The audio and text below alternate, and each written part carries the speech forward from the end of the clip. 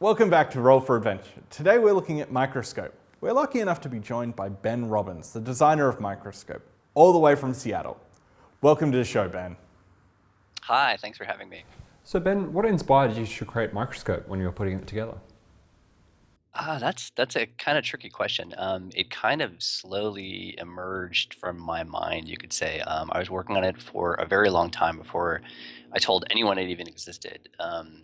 I guess you could say there were really a couple different avenues that I was exploring at the same time.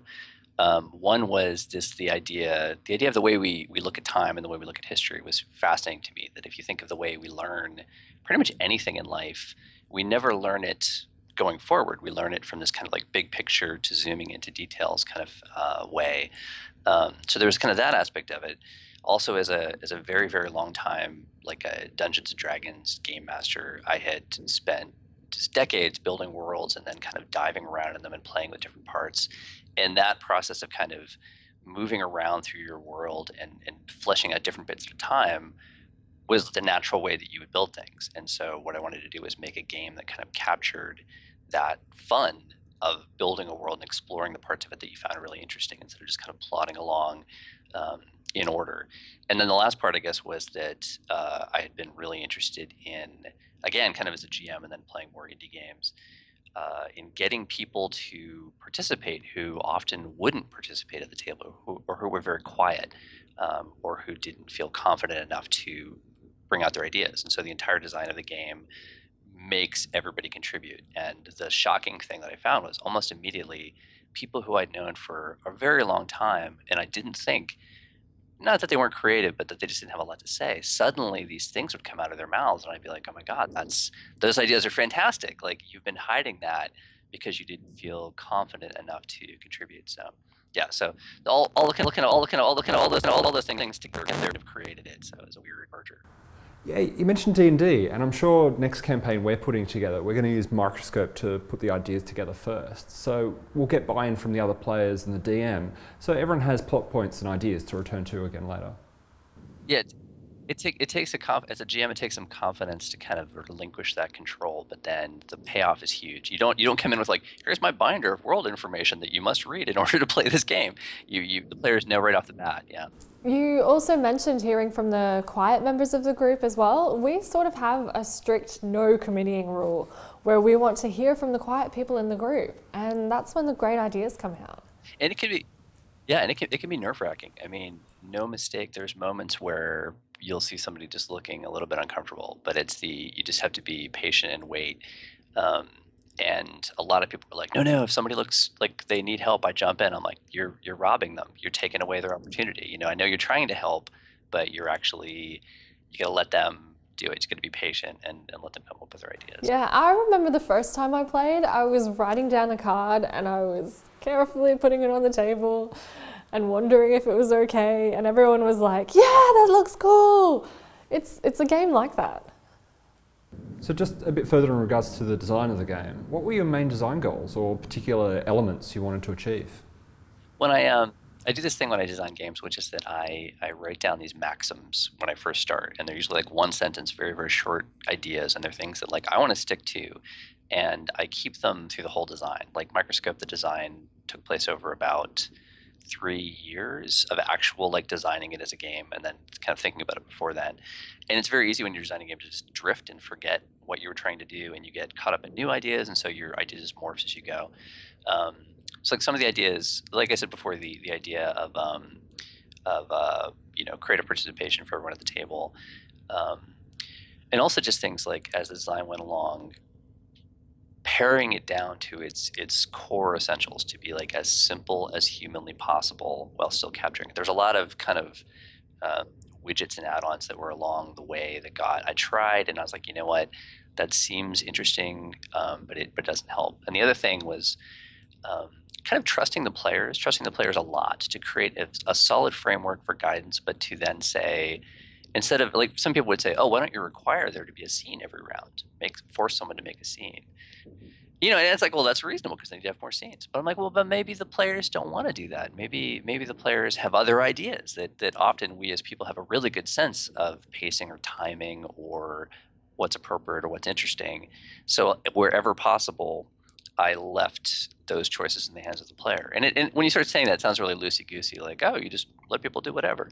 It's like, no, it's very strict in some ways, but it gives you, I mean, you're almost always picking one of three choices, but it's letting you pick which one you want. So it's trusting the players, is the way to put it. So how would you describe Microscope to someone new to gaming? Yeah. I've played with a lot of strangers. Yeah, I play like with lots of conventions people and I've never that. met Yeah. before. Yeah, conventions. We run a weekly story game Seattle. New people come in all the time. So I play with people I'd never gamed with before, and a lot of the people that come to that are people that never gamed at all. I often find that people that have never gamed in any way, shape, or form are in a way not better, but they're free of a lot of the preconceptions that we have as gamers. They don't say, "Who's my character?" They don't wonder what their points are. They're just like, "Oh, we're making a story. I get it." When I first was working on Microscope, I really thought it would be very hard to explain to people, like, "Oh, this is a crazy idea." But when you say, like, "Okay, we're gonna do an overarching story, and then we're gonna zoom into the parts that interest us," they're like, "Oh, I get it. Done. Great." They have no problem with it. Little kids have no problem with it. They jump right in. They're like, "Oh yeah, sure. I'll go back 100 years and have this happen." And I'm like, okay. So I think it's if you just say you're going to make an epic history together, we're all going to participate, and you can't, because we're all participating, don't get hung up on your preconceptions. The story's going to go in directions you might not expect, even though we already know the ending. People are basically good, but it's very important to lay out that the beginning, that you cannot predict where it's going to go.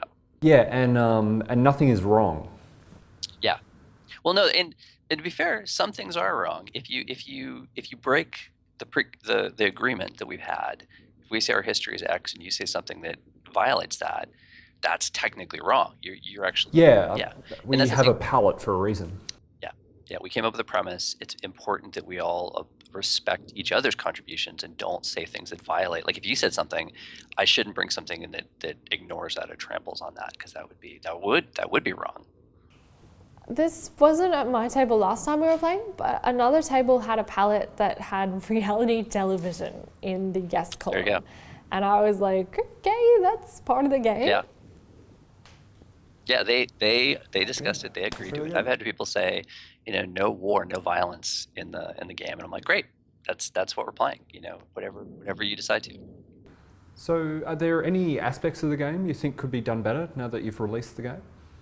Yeah, the one thing that I think is flaw. So before it came out, there wasn't really any game that did this kind of thing, and so I was very concerned.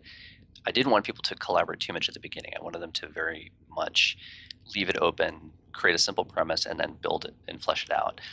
So I very strongly emphasized the idea that at the start you don't talk about your premise. You do like a really simple, like a one-line thing, but often that goes a little too far. And so people will say vague summaries when really your starting summary has to be simple but clear.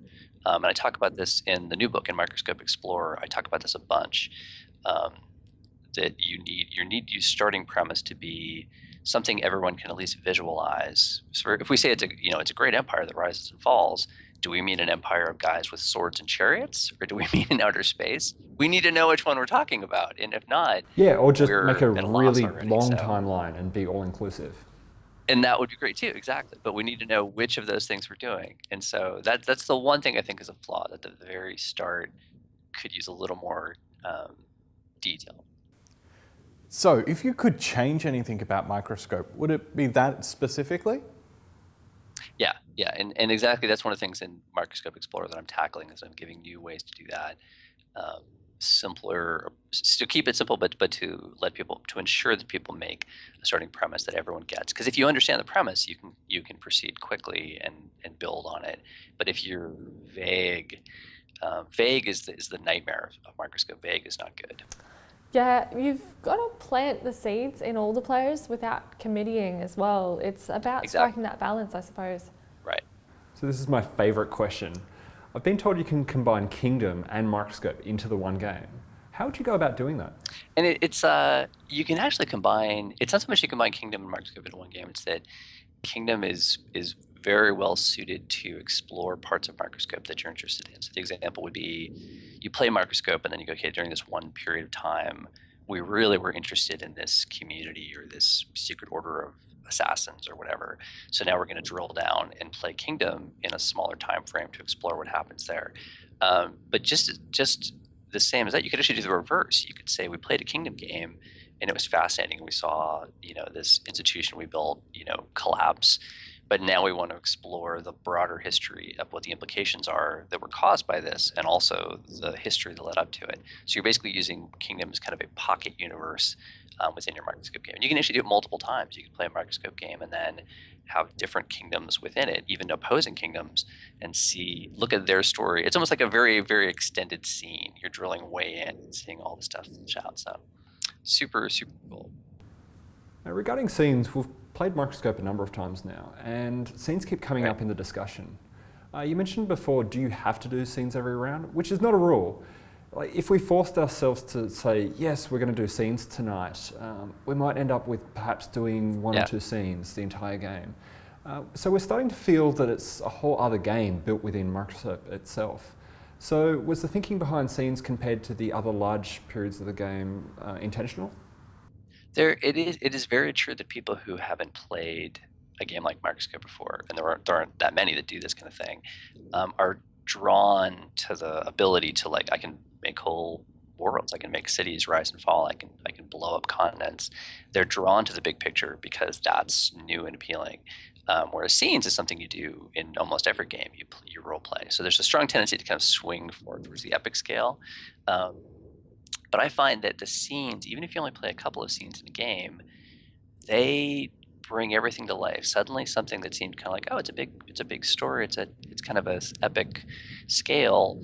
You pop in one scene showing somebody making difficult decisions, and suddenly your perception of that history becomes way more grounded. I make it a point, if I'm playing, I almost always try to bring in scenes, at least just one early on. Because even if you don't play very many of them, it will really make it feel human. You suddenly feel sympathy for these people, or you hate people. You're like, oh, that guy's a jerk. It's really good. It's also there's a little bit of a stress relief aspect to it, that we're all going around the table and we're individually contributing, but then we have a scene. We get to kind of relax and we can talk freely. So it intentionally kind of breaks that pattern a little bit. And you'll also notice that at the end of scenes is the only time when you collaborate to decide on the tone, whether it's light or dark. Also intentional. So we actually have this moment where we get to kind of like chit-chat and talk about what we feel about things and debate. So it's like a little bit of a steam valve to have some interaction. So getting them in early is the advice. Yeah, or get at least one in. When I'm facilitating games now, I almost never try to be the first lens, but if I am, I will definitely make an event in a scene and try to have a scene right off the bat. And even if we never have another scene with those people, we know them so much better. Do you feel like there's a lot of setup for scenes? There's more. It's necessary because you are. So I play a ton of different indie story games that do scene role playing. There's this fine line of like how much information is necessary to get started. Or basically, if you give people enough information that they feel confident about what the situation is, they can role play freely. If people aren't confident, like, wait, where are we? Is it night or day? Who are you? Who am I? Then role playing is very hesitant. So it's very much following the tradition of a lot of other indie games of just trying to set a clear situation, simple, clear situation, and then people are able to basically kind of ad lib easily because of that. But if you don't spend that extra 10 minutes or 5 minutes, whatever, to establish where we are, what's going on, it can be just kind of scattered, and then you've wasted all the time. So it's better to have a little bit of setup and good play, I think. We were discussing hacks as well, and one of the other players proposed maybe the concept of swapping out scenes with moments, which is more of a dictated scene. Yeah, you could tell dictated scenes, I feel, are one of those like things people don't exploit enough. Dictated scenes are very powerful and you use them all the time. It's literally a vignette. You're going to say, I'm just going to briefly describe something that happens, or I'm going to establish a fact. Dictated scenes are a great way to add detail. But again, you're not getting those advantages of a proper scene where you get to really look at the characters and see what's going on. So. Well, there can be a bit of a grey area between describing an event and a dictated scene. The only requirement of a dictated scene is that it poses a question. Literally, you're exactly right. And in fact, a dictated scene is basically just fleshing out the event a tiny bit more. It's a way to establish a little bit of a fact, or maybe to add a bit of detail. And that's totally intentional, that a dictated scene is very much unlike a scene and much more like adding detail to an event, or just adding kind of a micro event. And part of the purpose of that is that, like, you don't want a bunch of different events that are really one event. You don't want to be like, this is the city being stormed, and this is them storming the gates, and this is them accepting the surrender. That's one event. That's one thing that happens. So all those things should be little dictated scenes within that event to help flesh out. Otherwise, your history becomes really mired in these clouds of events that are really should all be in one big stack. Yeah, very grandiose without having yeah. any real meaning to the people. Yeah, exactly. So in all the games that you've played over the years, what's your favorite story to come out of a game of Microscope? So we had this scenario where it was kind of futuristic, and we had this guy who was a bounty hunter and being chased by some from a scene we did. This insect bounty hunter was chasing him down, and we're like, oh, they're enemies, they hate each other. And then we jumped back and did another scene effectively like a couple of years earlier, and suddenly revealed that, like, no, they'd used to be best friends. They were former partners. They were buddies. That it was this whole turnaround where suddenly we've been thinking of these guys as arch enemies, and suddenly we had this like reveal that no, they were former best friends, and that the reason their falling out was actually what made them hate each other so much. And it was the one guy was an insectoid. He was this like insectoid creature, and so the joke was bros before brood mates, because he had to leave his hive in order to be good friends with this human. So it's a weird example, but probably a better, a more concrete example would be we played a game once where we were doing society. It was all like animals, like talking animals, but they were still the same size that they were. So you'd have like a talking bear. Who was like, he's the bartender, but then like a tiny little chipmunk alchemist would come up and try to pay for money, or try to pay for drinks. And we were debating we had the scene where somebody was trying to describe what the government system was like. And we were like, oh, how would that work? Because we have all these different animals. And the answer we came up with was that they had agreed to have 9 seats on this council, but every seat was a different size, all the way from very, very tiny to very, very huge. And the idea was that only each seat was therefore covered the entire spectrum of tiny little prey animals all the way to giant predator animals, to keep equal representation amongst all the species. So yeah, so the nine council seats, all of different sizes, was an idea that afterwards we were like, and I think we even agreed that it wasn't true, that everyone just thought it was true, but we loved it. We just kept coming back to it over and over again. It's a great egalitarian method for the animals to get along. Microscope's most touching moment, basically. Yeah, it was super sweet, and I think it was a lie. I think politically we determined it was a lie, but it was a sweet idea. So you touched on the expansion book that you're putting together at the moment. What can we expect from Explorer? It's got I went through a lot of different ideas of how to do it. First, I was like, oh, I'll have it be just a lot of advice. And I was like, I don't think I want to write an entire book of just advice. Microscope is solid. Microscope doesn't really need that much help or fixing. So I kind of looked back and said, well, what would be really useful for people instead? Right now it's got, it has a bunch of seeds to get you started. So if you want to sit down and play, particularly with strangers, there's this whole debate, well, what do we want to do? So it has some very concrete ways to get you started. Like, you pick this idea and you go, to cut down on that kind of intro time, which eats into play. It also has the real kind of heart and soul of it, I guess you could say, are 3 new ways you can play Microscope that take the ideas of Microscope but apply them differently. So for example, there's Chronicle, which is the simplest, which actually hones Microscope down to be a story of a single thing. So you could be like, oh, let's follow this magic sword through history, or this one city, and it keeps you on. And also it specifically takes characters and brings them to the forefront. So every period that you go through has an anchor character who's the person who we're seeing the story of that thing through. So that's Chronicle. Then there's Echo, which is a time travel game, and time travel has always been basically forbidden in Microscope, because if you as players are jumping back and forth in time, if you have characters that jump back and forth in time, it defeats the whole purpose. You go back to having kind of a linear game. So Echo actually takes it and says, no, you're basically trying to go back and alter events in the history to get a different outcome. And so as you play, you change things, you tamper with the history, and then you have these unexpected echoes that happen, and what you try to do goes horribly awry, and you're like, no. But the great thing so you're like, oh no, we did something so wrong. We gave automatic weapons to the cavemen. Our history now explodes. Like we've destroyed the future. So But the since it's bad time, guy is his father, yeah, that kind yeah. of stuff? But since it's time travel, you can just go back and fix it. So even if you mess up the entire history, you can say, okay, you know what? We're going to keep going. We're going to go back and change it again and try to solve that problem.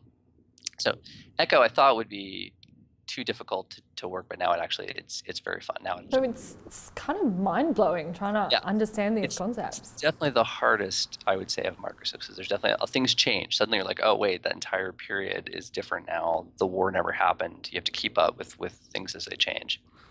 Yeah, I'd love to see that aha moment in players. So that means Yes. over there. Yes, that totally happens. Yeah, we had robots, we had AIs and robots basically that we thought had become merciless killing machines, and then we're like, oh, well, we'll introduce classical music into their programming to make them have more spirit and soul. Like, nope, that just makes them easier to control. Now you play music and they march and they destroy South America, and we're like, no. And then the last game. What about the third one? Yeah, the last one is Union, and Union is my favorite, hands down. It's you take the history, but you turn it into a family tree. So you're exploring, you're going back and saying, like, here's this person's parents, here's their parents, and you're seeing these connections of people. So it makes it way more personal and way more, you're really just telling the stories of different people's lives, each union that created the next generation, and seeing how past events or, lifetime shapes people's present. And it's amazing because there's a lot of characters on the table, 17, I think, but because they're all connected by this web of a family tree, you have no problem whatsoever keeping them all in your mind. Like, oh right, yeah, that's because her father did that, and then his grandfather did this. So you have this like fascinating connection, and it's I think because we can all relate to families and to people, it's hands down my favorite so far. So. I think any other players who have seen the Kickstarter as well, they seem to focus in on this one as the way to play. Yeah, it's super good. Yeah, and people actually used it too. They used it to flesh out characters in their normal, like, D&D style campaigns. So like, oh, well, I have this character. I'd like to figure out my backstory. And they go back and they create, 3 generations back of their history to see who they are. So it's fascinating. So does this play as a linear timeline as we see in the current Microscope game?